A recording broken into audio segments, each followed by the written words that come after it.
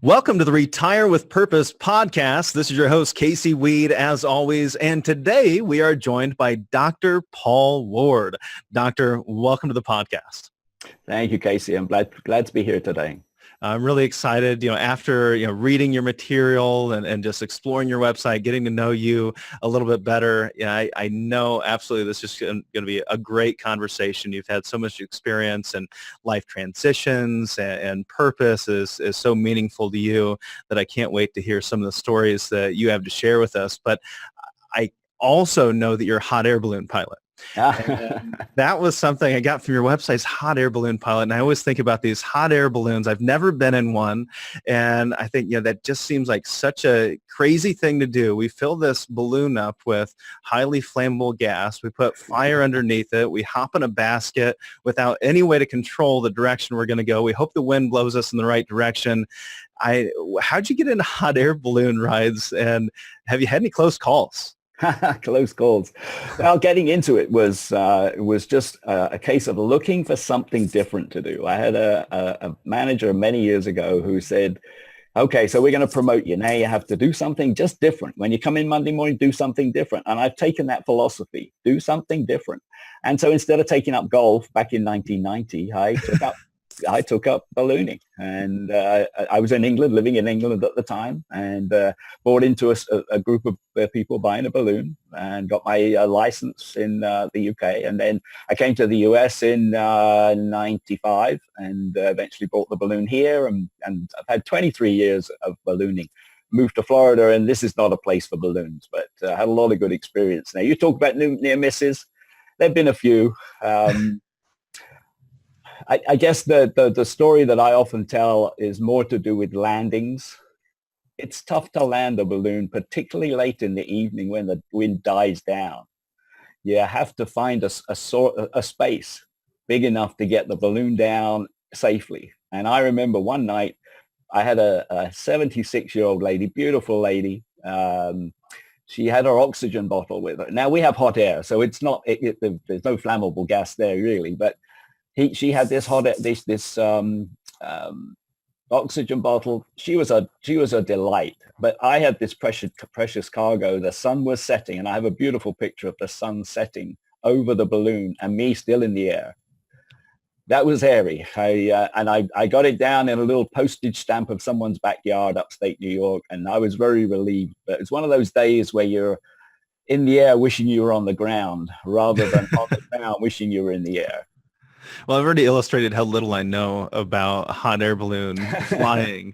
And our vice president here, Marshall, and we were just having a conversation and a little bit of a disagreement on how controllable a hot air balloon is as far as direction goes. I said, no, I'm pretty sure you get in that thing. The wind's got to be right because there's no way you can control whether you're going to go east, north, west. You're at the mercy of the wind. Do you have any control over the directionality of that thing? Well, you don't have any control over the wind, that's for sure. But you do have control over the direction within the wind. And so the wind at height is different to the wind on the ground. So if you know the wind on the ground is north, then as you go higher, it turns right. So it turns to the east. Oh, so you can kind of go up and down to find the right wind to go the direction that you want to go. That's exactly right. So you do have some control. Some days you have more control than others. Well, and that's kind of like life, right? And I wondered if, spending all that time in hot air balloons and does that kind of help you in life? I mean, how are some of the lessons that you've had from hot air balloon rides helped you in just life, kind of going with the flow, I would presume? Well, it's partly that. I think for me, it's the big picture. When you're on the ground, you have a very narrow perspective. When you get up above the tree level, and I've been up to around 6,000 feet. That's pretty high in an open basket. But generally we fly around 1,000 to 2,000 feet. You get a real good picture of what's surrounding. And so that overview, that big picture, really for me has been important, not just to get a too narrow view, not to be limited. So I talk about possibility thinking, really thinking about what's possible. And once you get up in the air, you can see a lot more. You don't know what's there. And so a lot of people say that. They say, well, I live around here, but I never knew that was there. So, yeah, it gives you a really big picture. And that's the thing I liked about it, the whole thing of big picture. And, yes, uncontrollable. the world is a little uncontrollable at times. Well, and then you step into retirement, and it's kind of like retirement. You just have all these possibilities, a sea of possibilities, and you have to figure out, well, which way are you going to go? Or really, at first, I would think understanding those possibilities is such a big deal, and you help a lot of individuals in life transitions, especially retirement transitions. That's one of the things you spend a lot of your time on is coaching. Yeah. And I wonder how can you tell us about a recent transition client that you assisted that was maybe transitioning into retirement or struggling with something in retirement? Yeah, great question.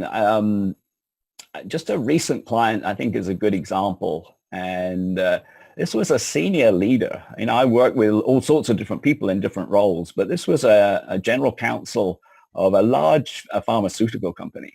And he was, he had got to the stage where he'd done a good job of his retirement planning, financial planning. He thought he was getting close to being able to let go of this big corporate role and the big corporate income. But he didn't know what to do next. He was ready, but he didn't know what to do next. So I worked with him for 6 months. Interestingly enough, he was one of my clients I never met face-to-face. It was always through this Zoom platform. So really good experience. But we worked through, what was important to him? What was his values? And we really got into purpose. What was his purpose in life? What did he really want to be doing? And that really helped him discover what the future was. And he was into children. He really wanted to help children. But he had no expertise. He had children of his own, but he had no expertise. He really wanted to be able to help children. But he brought his law background. And so, we spent a lot of time looking at what was behind his purpose. What did he really want to do? What was he passionate about? And at the end of that, he transitioned out of the corporate world into the not-for-profit world. So he was still in a paid role, quite a different level in terms of pay. But it was him bringing his legal skills into a children's environment. I won't go into the detail of what it was, but that transition was just wonderful to watch. Because he started off with a real lack of clarity, knowing he wanted to move out of corporate world, but not knowing where to go. And he ended up in just a great place. So maybe that's a good example of the type of conversations that I have with clients, really getting underneath what's important to them and getting them to discover it. Well, Paul, one of the things that I find, in that story, you've got someone that's highly successful. Sounds like they're earning a really good income. And when I'm working with people that are in that type of situation, the hardest thing for them to do is to shift their focus and stop thinking about the money. Actually realize I don't need that extra paycheck. And, for one gentleman I've recently implemented a plan for, it was the idea that, if he earns any more money, he's no longer working for himself. He's working for someone else. So are you that charitable? Because every dime you earn moving forward, you'll never spend. I wonder how you help this person overcome, and not just overcome. You got this individual to shift from making a really lofty income or a very nice salary, whatever that structure might have been, to now you're going to give your time away for free. How did you help them with that transition? Because I think it's really difficult for some to say, okay, I don't need any more money, because it sometimes feels like it's never enough. And we're kind of trained that in American society that you never have enough. Money's so important. How'd you help them with that? Yeah, I think it's this idea of getting something that's more important than the making of the money. Now, I understand that people, we all need to get to a comfort level. And this client did. He was comfortable with what he had saved. So that was a good thing. Not everyone's at that stage, but he had got to that stage. So in some ways he was ready. And then it was a case of saying, is this much more important? Is this new direction much more important than what you're doing? And it was. Now, I've had clients where it's not. They haven't got to that stage. And then you're right, they're not ready to let go. And if the client's not ready to let go, then, they're not ready. And sometimes that's the case of saying, okay, well, let's revisit this in 6 months or a year or whenever they are ready. Because I think as coaches, we're not in the case of forcing people to make those changes. We're helping them discover. And so part of that discovery is, in fact, I had that a couple of years ago with a client who really discovered he wasn't ready. He really wasn't ready to let go of his, and he had built interestingly enough, a financial planning company. And, he'd been very successful, but he just wasn't ready to let go. And, we explored that for about 6 months. And at the end, he said, I think I understand where I am right now, but I'm not ready to let go. Now, that's in many ways, that's just as good as moving forward. If he's got clarity around that decision. For me, it's helping clients get clarity around the next step. I like And that idea of discover. Do you, and gaining clarity, do you have any specific questions that you found to be really helpful through this discovery process? Because I imagine this is really just a process of asking the right questions. I mean, say that's what wisdom is knowing the right question to ask, not actually having the answer. Yeah, there are some questions, but I tend to use some visualization techniques. This is not therapy, and it's not really getting people to lose their mind, but taking them through a guided meditation, a guided visualization. And I have a number of those that I take clients through. They have to be ready to do that. I just did one just a couple of weeks ago with a new client who's actually on my business leader program. And, he'd never experienced visualization before. And so we had to, I worked with him for about 3 months before we ventured into that place. But his experience of that visualization was spectacular. And most of my clients who've had that experience really value it. And a visualization can help them visualize themselves in the future. Now, once they visualize themselves in the future, they can go back to that place. And it's purely a place they created in their mind. They can go back to that place and revisit and explore.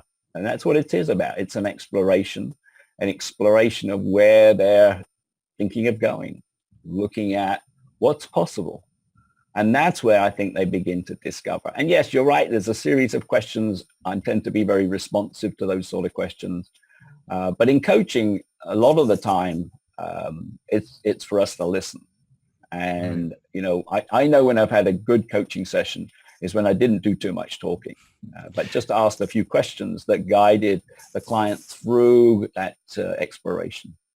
In a practical sense, if we were going to do this on our own, I think meditation is one of those things that it's kind of, a lot of people are kind of, what is that? It's nebulous to most, if you will. And it just seems kind of touchy-feely. I don't know if I'm really in the meditation hippy-dippy world. But what does that look like if I want to go home and I want to practice this visualization, this meditation about the future?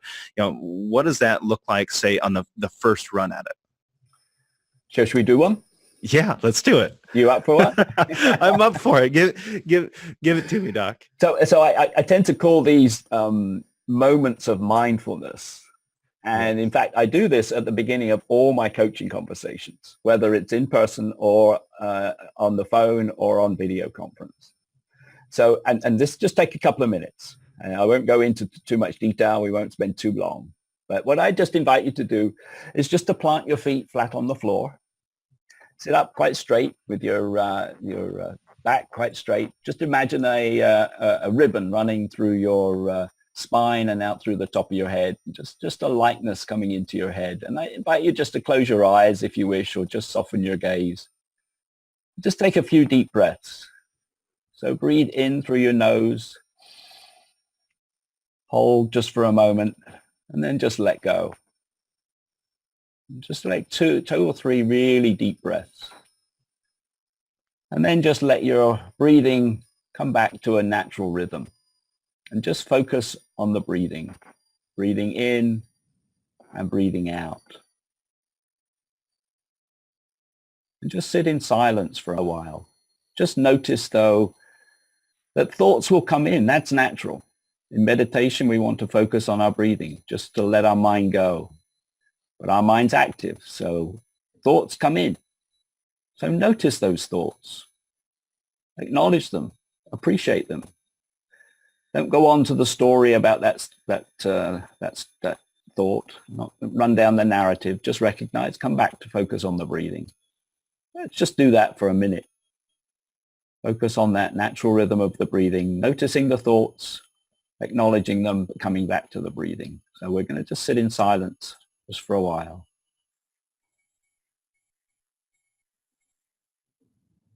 And so just for this moment of mindfulness, a purposeful pause, if you like, let's just take a few more deep breaths, breathing in through your nose, holding just for a second and breathing out. Let's take 3 more deep breaths. And then when you're ready, just relax, open your eyes and come back into this virtual circle. So that's, I wasn't timing it, but just a few minutes. And the next step then is to explore what are you noticing? What's coming up? And I'm not going to ask you to share what was coming up, but sure. It's much more about, okay, so what is there for you? And so when I do that at the beginning of a coaching conversation, that brings, first of all, it brings people centered and quiet, ready for a conversation. But the other thing it does is to bring to their mind the things that are really important to them. And that practice of a moment of mindfulness, we can do anytime. Now, I'm fortunate. I live by the beach. I live in West Palm Beach, Florida.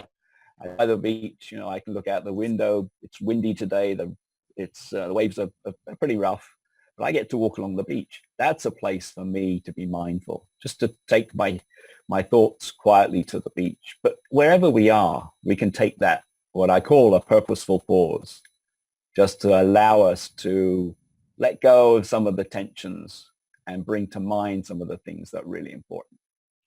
Which while we're working, we typically just don't have the time to do that. And I gotta say, I've never meditated on a podcast before, but I do enjoy a good practice of meditation on a daily basis in the morning. And I find it really helpful for myself just to identify really what's on my mind for the day and start to wrap my mind around those things as a journal and set intention for that day. And I would think that's kind of the process you're going through here, where you're figuring out what is on your mind, how do you feel, and then getting into really virtually journaling via these questions, these follow-up questions, and solidifying, well, why was that on your mind, and what are we going to do about it? Do we want to do anything about it? Is that kind of the idea? Yes, very much so. And if I can share the cover of my book that I published last year, yes, absolutely, you'll see that this is very relevant, if you like. Where are we? There we are. So this is called The Inner Journey to Conscious Leadership. And you see on the front, the 3 themes are noticing what's going on. The second is setting intention, which is just what you talked about. And the third piece is acting responsibly. Mm-hmm. And so with those 3 themes, I mean, there are 10 practices for leading consciously in here. And this is a leadership book, but it's also a book about living consciously as well. But this whole idea of noticing what's going on, setting an intention about how we're going to show up in the world, and then acting responsibly so that we don't just go off and act regardless of what we think is important, but act responsibly. When I walk along the beach, there's so much plastic and all sorts of other things. I tripped over a fishing line the other day. Now, I can leave it there. I can just get my feet out and leave it there. But I know that the fish and the turtles that live here, they get wrapped up in that too. So my acting responsibly in that moment was to spend a couple of minutes just pulling this whole piece of fishing wire and taking it with me and discarding it, consciously. Well, and I imagine we don't really have, or we don't make the time for that during our working years. And do you find that a lot of individuals, they haven't really thought about their daily intentions and what it means to act responsibly until the time that they step into retirement? And now they go, wow, I'm going to have a lot of free time in my hands. Maybe I should think about this. Yeah, it's a great question. The clients I work with are on a whole spectrum, really. I have people like you who are thinking ahead and saying, okay, I'm going to start planning for, and I don't like this word retirement. I'm trying to retire the word retirement, but that's okay. I was going to ask you what that meant. Well, the whole idea of retirement for me is just an anathema. I just don't want to be retired. I want to transition. But I don't want to be retired. And I live in Florida, and a lot of people who come here want to retire. At least they think they do. They think they just want to play golf. And they enjoy playing golf. But they get here, play golf, and then realize there's got to be something more than that. So it's important when you're looking forward to, I think, to look at What do I want to do when I transition from my current career into whatever comes next? So, we do have clients that are at that stage. I have clients who are just suddenly out of work. Now, that may not have been retirement. People lose their jobs at all sorts of times. Health issues come up. We find ourselves out of work. And we haven't done any planning. We may have done some financial planning, but not really done planning for what are we going to do with our lives. Yeah, well, let's talk about that, because I think a lot of people say, oh, I've already got a retirement plan, but it's really a financial plan. In your mind, what is the difference between a financial plan and a retirement plan? Yeah, great question. So I think a financial plan is an essential part of a retirement plan. You really need to have that in place. And, for a lot of people, and this is your expertise here, but a lot of people leave that too late. I have kids in their 30s. My message to them is you've got to be starting to think about it now so that you're building your financial security. If you have financial security as you go through the transition, you have a lot more choices. I know I have clients who, they call and say, I need work. I've got to have work to pay the bills. So, we have to start early, and then we can build that financial security. The other part then is to look at, well, what do we want to be doing in that transition? I'm fortunate. I'm sort of been going through that transition. I've been a consultant in the international world for probably 30 years. My life has been on and off airplanes, working with clients. I was able to transition 5 or 6 years ago to doing that more part-time. I was doing it full-time, and I've transitioned to do that more part-time. And gradually I've transitioned to doing a lot more coaching, both in terms of retirement transitions and leadership coaching. I'm writing books, and there's lots of stuff going on. But at least I now have a choice. I love to play tennis. So, on Monday morning at 9:30, I have a choice. I can either do some work or I can go and play tennis. Now, most of the time I choose to play tennis because work can get done later on. So I think that's the key for me, is when you start thinking about that whole retirement picture, come back to purpose. It's retiring with a purpose. So what is my purpose? Am I going to be helping children? Am I, Florida's full of not-for-profits. There's plenty of places to volunteer. So great, if you can find a place to volunteer, serve on not-for-profit boards, find what's your passion, and then go and do that. But you have to think about it ahead of time, because you may need to go and do some research. You may need to go do some training. You may need to go on a retreat. And I'd like just to share that story for me, because Please. Back in 2009, I think it was 2009, I had the opportunity to go to East Africa.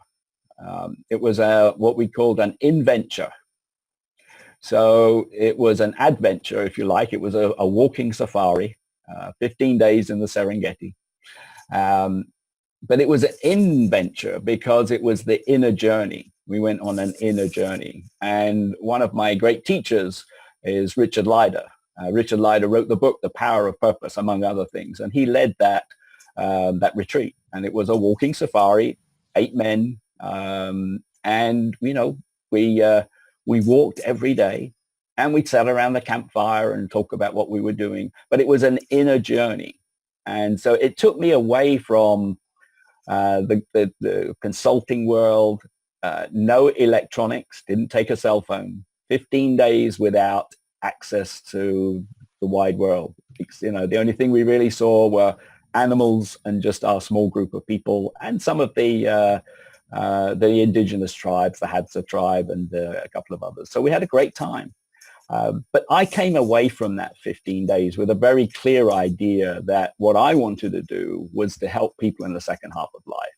Now, I've always been involved in being intentional, and the idea of purpose then came clear to me. I then worked with a coach to get help about what my purpose was and what I was going to do.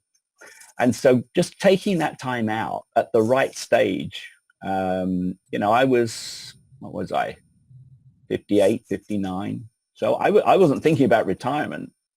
I was thinking about, continuing my career, but it gave me 15 days of just letting my mind flow and see what happened. And what emerged from that really has led me to where I am today. And so I think it's an opportunity for anyone to go on a journey, whatever sort of journey it is, to explore and come back to that word discover. Discover what's important. And then you can build your overall plan. What's important? Do I need to do some training? Do I need to go to a different location? All sorts of things that we need to consider as we build our big retirement plan. Well, I think it's kind of strange for me, being in the seat that I am, working with and specializing in helping people with these retirement transitions.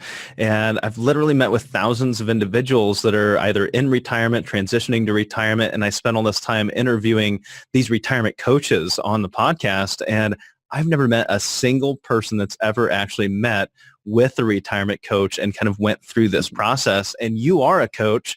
And you worked with a coach. And I think sometimes you go, well, the coach doesn't need a coach, but you needed a coach. What made you go, boy, I need to find myself a coach, and who's it right for? And maybe are there some people that really don't need that coaching? Well, I think we all need a coach. Now, if you want to call that a mentor or even just a conversation partner, it doesn't matter what you call it. I think we all need someone who is helping us coach. And I think coaches need coaches. There's no doubt in my mind. When I sat down and wrote the book that I showed you just a little while ago, I hired a book writing coach. I've never written a book before. So we do need coaches. Now, again, you have to be open. You have to be ready to discover, ready to explore. But if you have a coach, then you can be guided, and the coach can open your eyes, ask you questions.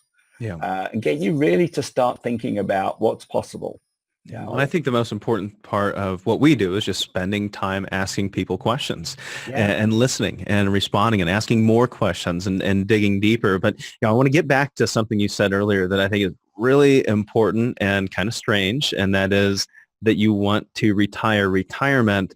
And so what does that look like for someone? Do you help them reword that word retirement for themselves so that they no longer call it, hey, I'm retired? Do they call it something else? What does that process look like? Yeah, and we do that with a little tongue in cheek because the word retirement is so ingrained in our vocabulary, it's difficult to get rid of. But for me, it's about transitioning. It's transitioning often from a full-time career into something else. What the something else is, in some ways, it's not important to me as the coach. It's important to the client. So it could be transitioning to doing a similar sort of work, but for less time, that allows them to go travel, to play tennis, to play golf, to enjoy life that they've earned over that period. It could also be to go and do something that they're really passionate about, that they haven't been able to do when being at work. A lot of the time we go to work because we have to. We have to pay the bills. What I'm trying to get people to think about is go to work because you want to, not because you have to. So go to work with so what do you want to do? Do you want to go and work in Walmart as a greeter? Do you want to go and serve children? Do you want to go and help homeless people? There's so many places to serve our local communities. So it's important then to be really thinking about, okay, so what are we going to do in that second part of life?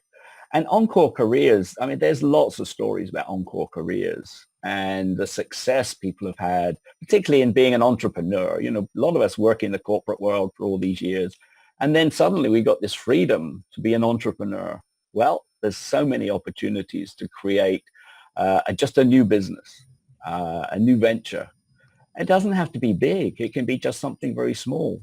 But then you're serving your community and you're serving yourself. Your life is then fulfilled. That's the challenge, I think, is transitioning from, as I say, work that you just have to do to work that you really want to do, whether that's paid or by volunteer. And that's just a force of circumstance. Some people really have to be paid. That's their financial circumstance. And let's recognize that. Some of us are fortunate to have acquired and saved well, but not everybody has. And so some people have to work, but let's help them work at something that they really want to do. Right. And for those who don't have to work financially, help them identify what's going to fulfill them. How can they serve the community and therefore serve themselves? When I think what you're talking about there is this idea of social entrepreneurship or activism for that matter in the second leg. And I see more people every day that we're helping to retire to a new career where, yes, they are continuing to make income. Maybe they need to continue to create an income, but they're doing it for more of an activist type of ideal. Have you worked with anybody that has had that? And that might be a new concept to some, social entrepreneurship. What is social entrepreneurship and who's it right for? Well, I think it's right for everybody. We live in such sort of an unjust world. There's so many good causes, I think, to spend time on.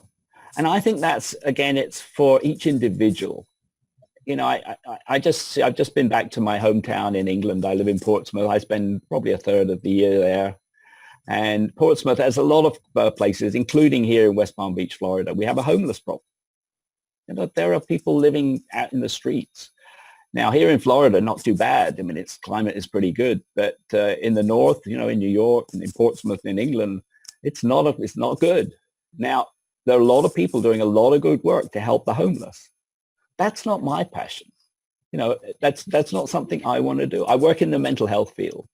I'm a chair of the board of the Mental Health Association here in Palm Beach County. I mean, that's part of my passion. I'm helping people who have mental health issues. I'm no expert in mental health, but that's where I'm putting my effort. I bring my business skills to help that organization.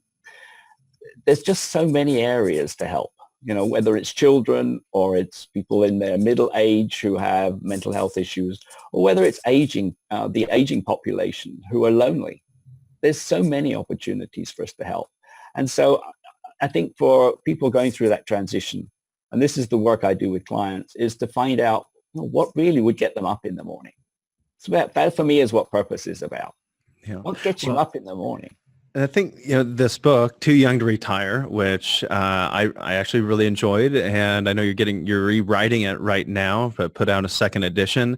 There was something in there on this topic of social entrepreneurship. What do you want to do in this second act of your life that I really liked? You explained that you should describe your ideal world to a grandchild.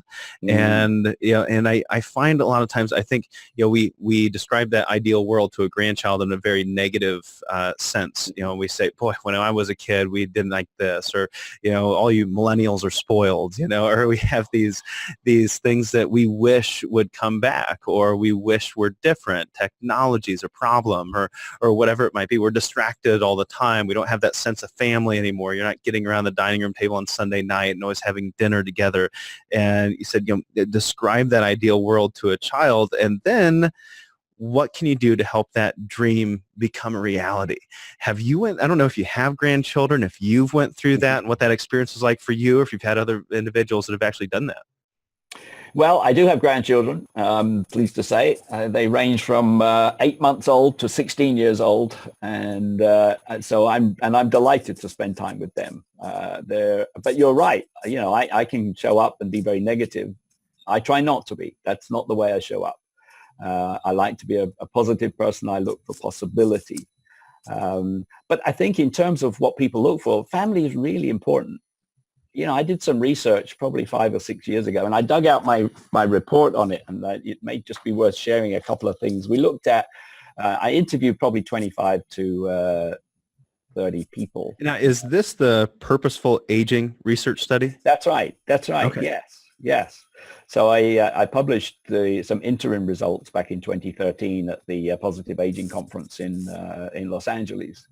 But and this was a mixed method study. I'm a researcher. I have a PhD, and this wasn't a PhD study. But I asked some very open questions, and there was some specific rating type questions. And what was interesting, I looked at asking people what was their most important activities, as they thought about moving forward. And spending time with family and friends always comes out at number one, the most important thing to do. And curiously enough, the question about ensuring you have enough income for the rest of your life came right at the end. Hmm. At the end, out of how many? 15. 15. So out of 15, the financial plan was last. That's right. Right. And when we always hear, well, what's the number one thing that people are concerned about when it comes to retirement? Well, it's running out of money, and then it's healthcare, vice versa, depending on the study. And you're saying, no, I want to make sure I'm spending time with family and friends, right?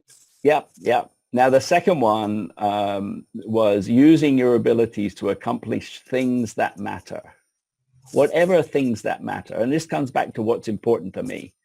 What is important? So doing things that matter, helping make things better for others. That's what people want to do. Now, the thing about the financial piece, and maybe I talk to people most of the people maybe who were, financially secure, that may have been a factor. That wasn't fully the case, but there may have been part of that. But, the finances are important, essential, because if you have a financial security, you can devote your time to a lot of other things. If you're worrying about paying the bills, then you don't have the mental capacity or the time to deal with that. But it just comes back to, what's those most important things that people want to do. And family is obviously important. And particularly in today's world where, our families are so disparate. We're spread around the country. We're spread around the world. And so, technology, this Zoom platform, for example, and Skype, that enables us to be close. But it doesn't enable us just to be in the room with people. And so family and friends is really critical. But then once you've got that, so what are you going to do then? And that's where it comes back to, what gets me up in the morning? What's really important? And for me, that's something that comes back to the whole concept of aging purposefully is important. Being clear, my purpose, what do I want to achieve? If you've got that, you're going to have a good time once you go through that transition. And in fact, you won't be retired. You won't even feel retired. You may not be paid for what you're doing, but you have a full time. I mean, I'm busier now than I was when I was working full time. But a lot of people say, well, I'm busy. And that I think I just never really like the word busy, because that entails, well, I've got a bunch of stuff I got to do and I really don't want to do it. You are busy, you're entertained, right? You're loving the things you want to do. You've got a full calendar. It's not just busy work. Yeah, that's important. Yeah, you're right. Now, I agree with you on that word busy. But for me, it's about choices, to get up in the morning and have the choice to go out for lunch with some friends, or to go to lunch yesterday with a business colleague, to write, which I do a lot of, and then at times to go play tennis. Right. Well, and choice is important. Well, and you may not be able to do some of those things without that financial security. I mean, I think it's really important to revisit what you said there, that if you don't have financial security, it makes it very difficult to fulfill that purpose. And we often say spend with confidence. And oftentimes, I think as we're making this transition throughout our lives, it's always been about return on investment, saving as much as I possibly can, getting the biggest return that I can so that someday I can retire. And then the shift has to shift away from return on investment. It's not about that anymore. Let's create that financial security that might mean maybe I don't get the return on investment that I'm used to, but now I have the return on life. Yeah. And that is, such an important concept, I believe. And you teach these Too Young to Retire workshops.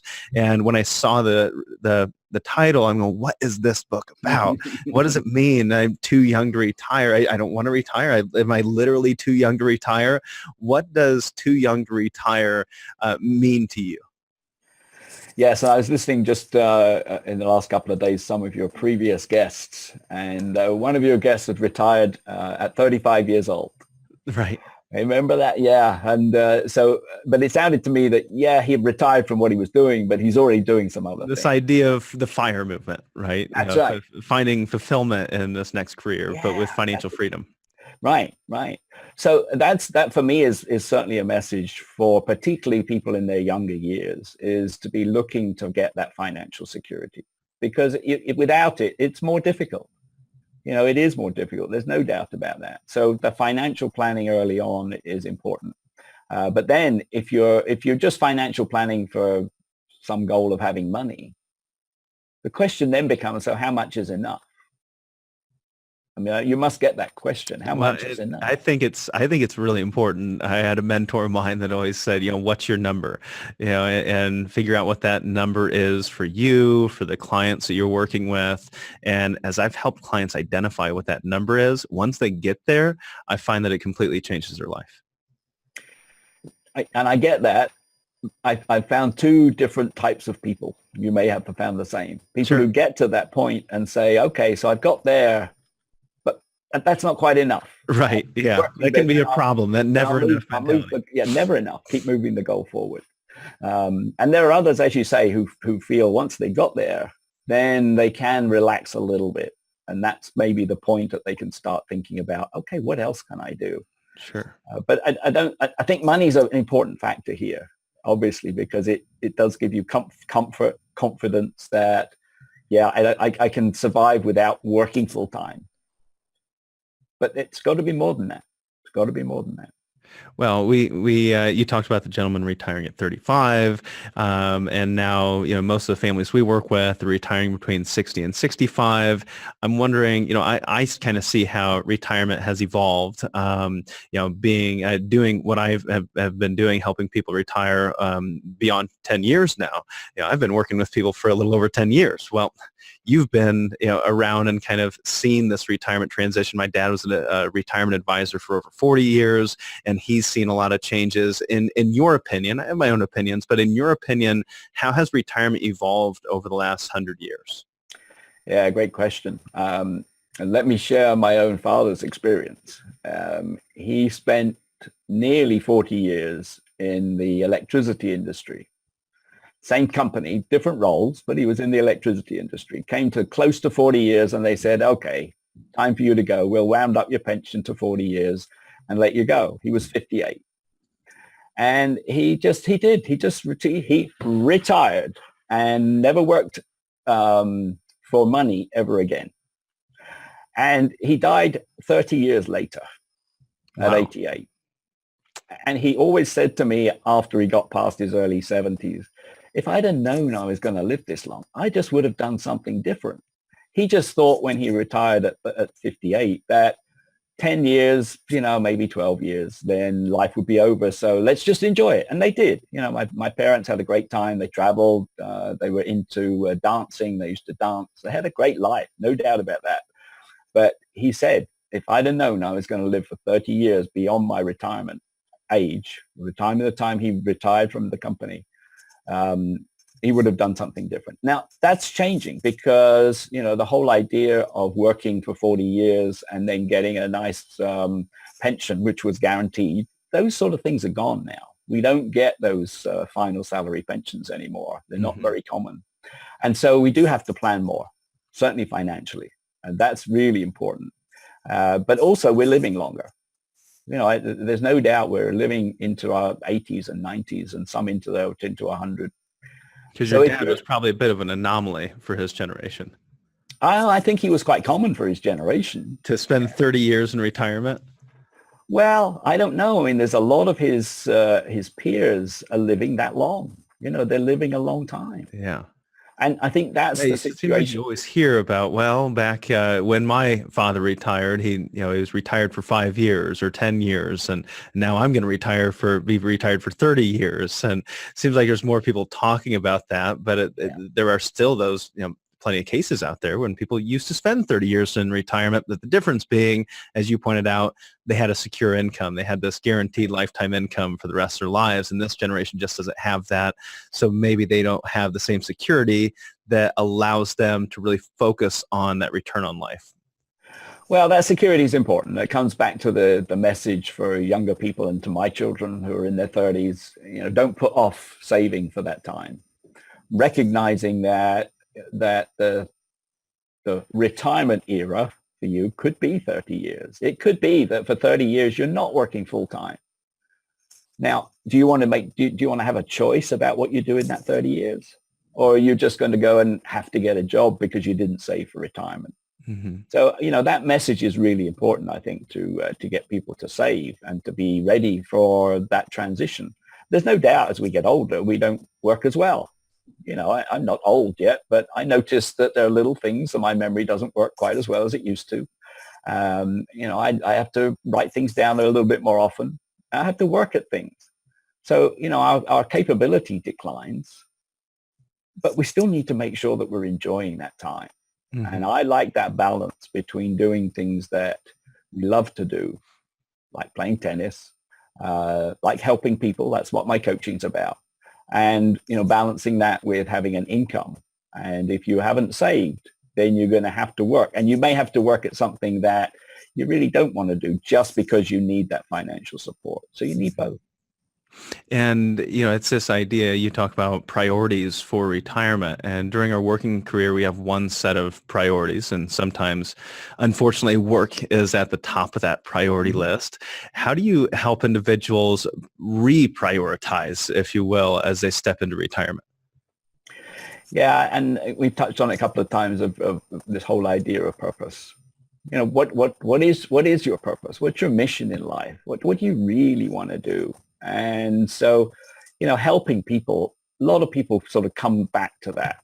They want to be able to help people. How do we help people? And for me, really, I spend a lot of time with clients really working through how do they define their purpose? And what are your priorities? If I ask, one thing you said earlier, you said, I had the choice to go play tennis or to go do something else with my time. Do you have a schedule on a daily basis where this is what I'm planning on doing? I've got a schedule. I've got an agenda. I've got an organization in my life. And the financial freedom that I have today is I can choose whether I want to not do that or swap that out. Well, first of all, I'm fortunate to have that financial freedom. And so I feel very blessed to be in that situation. But I wasn't there but 10, 15 years ago. I was still working at it. And so coming back to this whole idea of purpose, and let me link it back to my ballooning. Yeah, please. We started there. So I had a commercial ballooning operation in upstate New York. So at the weekends, that was my weekend. I'd take people flying and they'd pay me to do it. It was great fun. It's great to be paid for things you love to do. But on my business card, it said, taking people higher. Taking people higher, which is what I did. I put them in the basket, took them higher in the balloon. And I was working with what I would call a purpose coach. He was really a transformational coach. And in fact, I took him in the balloon as well, but that was after the work we did together. You built some trust. We did, well, we built some trust. Yeah, he trusted me to do that. But we worked together. He helped me through really trying to define a purpose statement. And every purpose statement is really only for yourself. Is this similar to a retirement manifesto, as you it could be read about in your book? I like it something that's I like a purpose statement to be something you can remember. And if you're going to be remembering, it needs to be 6 to 10 words. And so with that work with this transformational coach, I came up with a statement that I use as my purpose statement. And that purpose statement starts with taking people higher. But the whole statement is taking people higher in spirit, in business, and in life. And you'll find that on my personal website, drpaulward.com. It's on the top. Taking people higher in spirit, in business, and in life. How long ago did you set that or write that down? It's got to be 10, 12 years ago. Has it evolved over the last decade? Have you made some changes to it, or has it been pretty steady? It's pretty steady. And I have other purpose statements for particularly in my conscious leadership business and the work I do in conscious business. That's another part of the work that I do. But this is it's quite a generic statement, but I can test every action that I take against that statement. So, if someone invites me to lunch, yesterday someone invited me to lunch. I only met them for about 3 minutes a couple of weeks ago at a breakfast, a charity breakfast. And they wrote and said, can we go to lunch? I said, of course we can go to lunch. If I show up there thinking, oh, not another lunch, what am I doing here in this deli having lunch? Then I'm not going to get a good time, nor is he. But if I show up with, okay, I don't know this guy. How can I help him get higher in spirit, in business, or in life? I can test how I show up. And I think it is a lot about how we show up in the world. So I can show up with that in mind. And that's how I prioritize. I don't work on a schedule. I have schedule, obviously, during the day. There are certain things like, I have this on my calendar. I have dental appointment on my calendar. I have meetings on my calendar, all of those things. There are certain commitments, but there's a lot of space in there for me to choose. And as I say, when I choose to do things, when I accept invitations to serve on a not-for-profit board, for example, or if I'm asked to go and do a speech, I'm doing a speech next week at the local university, then I look to that and say, can I use that platform, that event, to take people higher in spirit, in business, or in life? Now, And that's just you write that down somewhere? Do you see that every day? Or now it's just ingrained in your mind and it allows you to be more intentional? Yes, and that's the important. And I like the manifesto because it really helps you think through a lot of steps, but you don't remember it. And that's the idea of having something that's 6 to 10 words. 6 to 10 words we can all remember. I don't need it. It's on the top of my website, but I don't look at my website every day. I don't need it because I've got it ingrained. It works for me. It may not work for someone else. People have a different definition of their purpose. Some people use mission. Some people use vision. It's okay. I mean, I work with all sorts of those sorts of words. But being clear about your intention, whatever that is, really helps you prioritize. Really helps you when you get up in the morning, say, what's the most important thing for me to do today? I think that's the key. You've said, well, I kind of, maybe you go with the flow. You don't have a schedule that says I'm doing this at 9:30, 10:30, 11:30, 12:30. But at the very beginning of the day, you have thought about your day and what that day is going to look like and how you want to spend your time and how you ultimately want to feel at the end of the day, right? Yeah. And yeah. There's another thing that I loved in the Too Young to Retire book, which was writing a speech to be delivered at your 100th birthday celebration. Yeah. Have you done that yourself or maybe worked with someone and you can explain what they got out of that experience?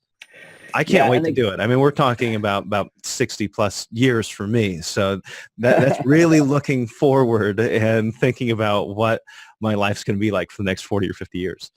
Yeah. And so, yes, I've worked with clients to do it. And again, it takes them out of today and into the future. And that's the thing. We're often in today's situation. And, believe me, I'm someone who is very focused on the present moment. But I talk about shaping the future as if you'll live forever while living today as if you'll die tomorrow. So shaping the future as if you'll live forever while living today as if you'll die tomorrow. And so when we start to write that speech at our 100th birthday or whatever that time is, that allows us to think about the time in the future. What do we want people to remember us for? And yes, if it's 60 years out, that's a long way to think about. And when I do these visualizations, I get people to think 5, 10, 15 years ahead, not too far. Because if it's so far out, it's difficult to think about, okay, so what am I going to do? But in the next 5 or 10 years, we can do a lot. We really can. And so sometimes it's about saying, okay, well, in 10 years' time, if you have to do a speech, or if someone's going to introduce you at a awards ceremony or something like that, what do you really want them to be saying about you? Simple. So it's getting people out there into the future to be able to say, okay, shaping the future. That's really what it's about. And then saying, okay, what am I going to do today that enables me to shape that future? Well, it's a little less grim, maybe a little bit more positive than what another exercise that I've heard people utilize for this very reason, which is what do you want it to say on your gravestone or write out your obituary? I like the idea of, well, what do I want my grandkids to say about me? What do I want my speech or my introduction to look like when I reach my 100th birthday? I think that's a much more positive way to look at that future. Yes, yeah, and that's very much the role that we play in helping people really to think forward, look forward rather than look back. Well, and there, I want to shift as we wrap up here to some practical advice that was in the book on travel and wellness and volunteer opportunities, because I think there was some good meat in here. And I want to start with maybe the fun stuff, which is the travel. And I Hmm. also explored on your website that you kind of get involved in helping people find cheap travel or ways to travel for free for that matter. And I think this seems to me this is a relatively new concept of caretaking and how it can be used to help retirees find cheap travel. Just tell us a little bit about what this is.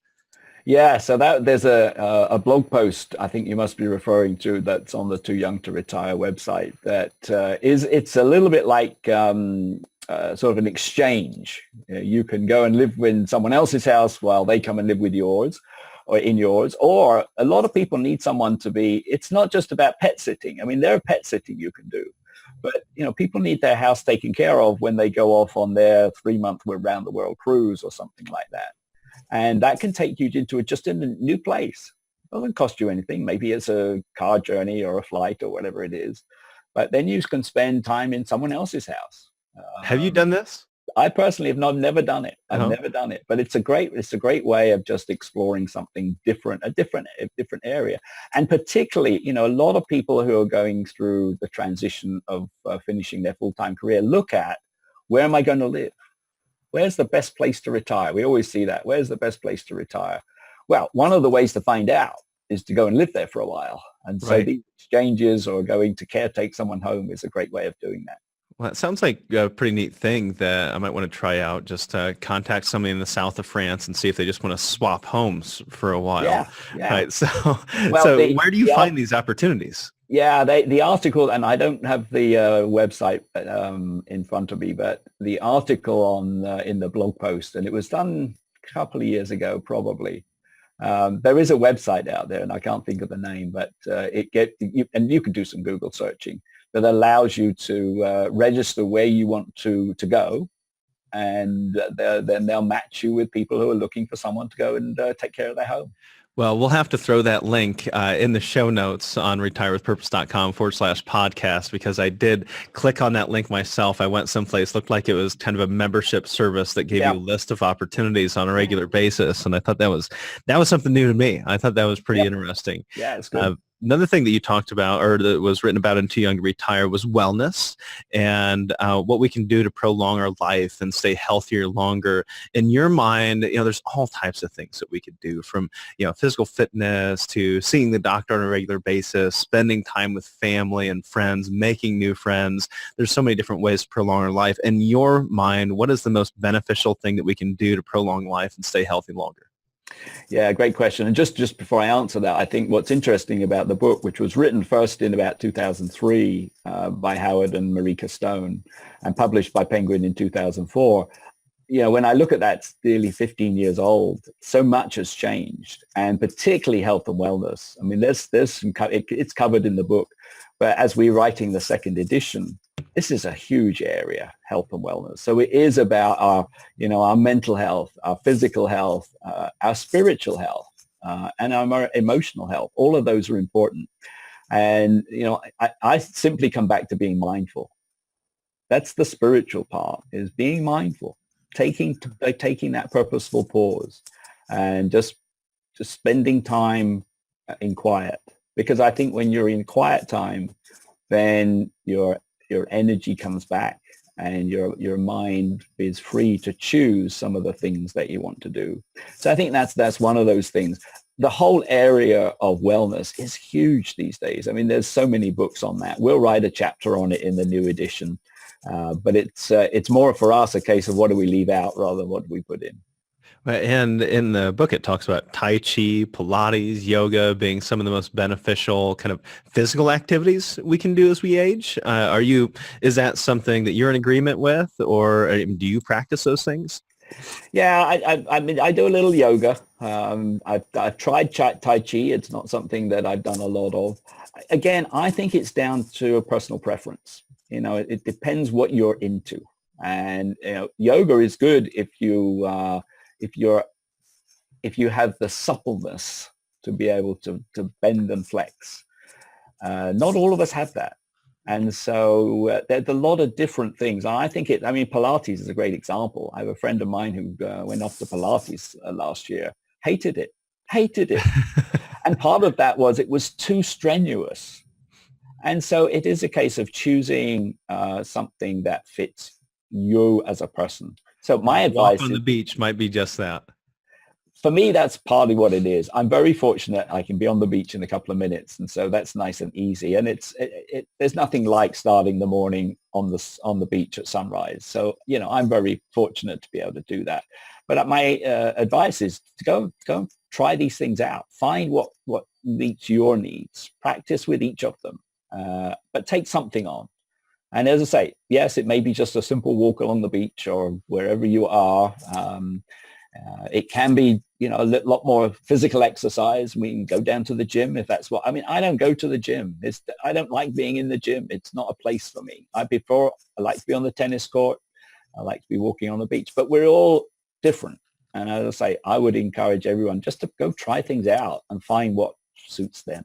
It's just going and staying active is what I would take away from that. Just do something. Keep moving. And that is what one of our past podcast guests, Jim Owen, talked a lot about, is just to keep moving, whatever that is for you. I know when we recorded that podcast with James Owen, he was actually working out while he was on the phone. And it was actually just him lifting his leg up. Right? He's just lifting his leg up. He's just continually moving. And I think that's just such an important concept.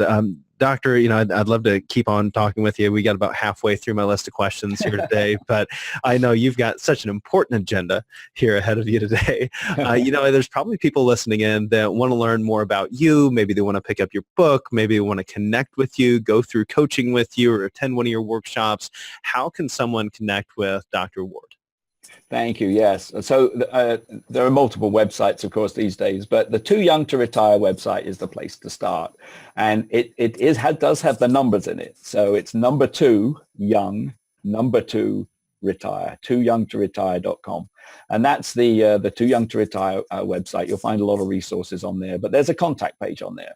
And you can always contact me through there.